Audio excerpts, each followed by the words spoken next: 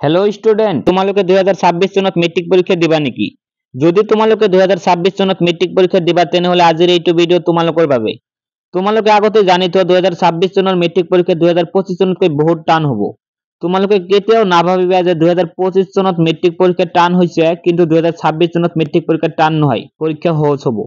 এনে ধৰণৰ চিন্তা ভাৱনা তোমালোকে কেতিয়াও নকৰিবা কাৰণ মেট্ৰিক পৰীক্ষাটো দিনে দিনে টানহে হ'ব গৈ আছে সহজ কেতিয়াও নহয় তোমালোকে 2025 চনৰ মেট্ৰিক পৰীক্ষাত বহুত নিয়ম চেঞ্জেস দেখা পাইছে আগতে যেনেকৈ মেট্ৰিক পৰীক্ষাত যেনেকৈ নহওক কিয় এমসিকিউ আৰু থিওৰিত মিলি 27 পালাই পাস কৰাই দিছে কিন্তু 2025 চনৰ পৰা এই পাস কৰাৰ নিয়মটো চেঞ্জ কৰি দিছে এতিয়া এমসিকিউ আৰু থিওৰিত সেপাৰেট কৈ পাস কৰিব লাগিব এমসিকিউ 45 ৰ মাজত 13 পাব লাগিব আৰু থিওৰিত 45 ৰ মাজত 14 পাব লাগিব যদি তুমি কোনোবা এটা সাবজেক্টত এমসিকিউ আৰু থিওৰিত 13 বা 14 ৰ তলত পোৱা তেনেহলে তুমি এতিয়াৰ পৰা জানি থোৱা যে তুমি ফেল 2025 চনৰ পৰা সবাই মেট্ৰিক পৰীক্ষাত আৰু এটা নিয়ম চেঞ্জ কৰিছে কোশ্চেন পেপাৰখন চাৰিটা সেট কৰি দিছে এ বি সি ডি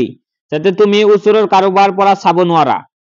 তোমাৰ কোশ্চেন পেপাৰখন এ সেট পৰিব তোমাৰ ওচৰত থকা জনৰ বি সেট পৰিব তোমাৰ সন্মুখত থকা জনৰ সি সেট পৰিব তোমাৰ পিছৰ জনৰ ডি সেট পৰিব কাৰো কোশ্চেনৰ লগত কাৰো মিল নাই কোশ্চেন পেপাৰখন একেই থাকিব খালি কোশ্চেন নম্বৰ বিলাকে উলট পালট হ'ব তোমাৰ 1 নম্বৰ কোশ্চেনটো তোমাৰ ওচৰত থকা জনৰ 20 নম্বৰত থাকিব পাৰে মোটেতে তুমি কাৰো কোশ্চেন চাই লিখিব নোৱাৰা যদি চাই লিখা তেনেহলে তুমি পাস কৰাৰ আশা বাদ দিয়া ডাইৰেক্ট ফেল কৰিবা 2025 চনৰ মেট্ৰিক পৰীক্ষাত আৰু এটা নিয়ম চেঞ্জেস দেখা গৈছে বেছিভাগ কোশ্চেন কনসেপ্ট বেস টাইপৰ দিছে অনুহলনি বা এক্সাৰসাইজৰ পৰা কোশ্চেন বেছিভাগ দিয়াই নাই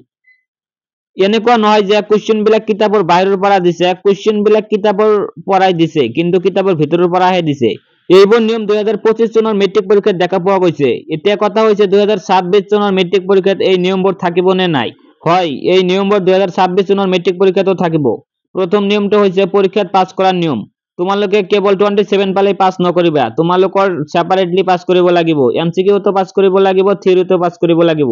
দুই নম্বৰ নিয়মটো হৈছে কোশ্চেন পেপাৰখন চাৰিটা সেটত থাকিব এ বি সি ডি তোমালোকে যাতে কাৰোবাৰ পৰা চাই লিখিব নোৱাৰা 3 নম্বৰ নিয়মটো হৈছে তোমালোকৰ বেছিভাগ কোশ্চেন কনসেপ্ট বেস টাইপৰ দিব এক্সাৰসাইজৰ পৰা বেছি কোশ্চেন নিদিয়ে সেই কাৰণে তোমালোকৰ এতিয়াৰ পৰা এক্সাৰসাইজৰ কোশ্চেনো পঢ়িব লাগিব আৰু কিতাপৰ ভিতৰৰ পৰাও পঢ়িব লাগিব তেতিয়া তুমি ভাল ৰিজাল্ট লৈ পাস কৰিব পাৰিবা আৰু যদি কেৱল এক্সাৰসাইজৰ কোশ্চেন বিলাক পঢ়ি মেট্ৰিক পৰীক্ষা দিব যোৱা তেনেহলে তুমি ফেল কৰিবা আশা কৰো তোমালোকে কথাখিনি বুজি পাইছা 2025 চনৰ মেট্ৰিক পৰীক্ষা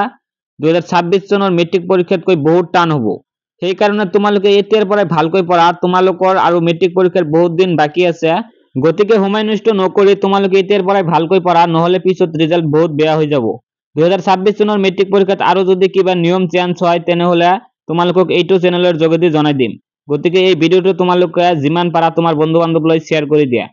এইখিনি আছিল আজিৰ ভিডিও যদি ভিডিওটো ভাল লাগে তেনেহলে চেনেলটো সাবস্ক্ৰাইব কৰি দিয়া আৰু লগতে ভিডিওটোত এটা লাইক কৰি দিবা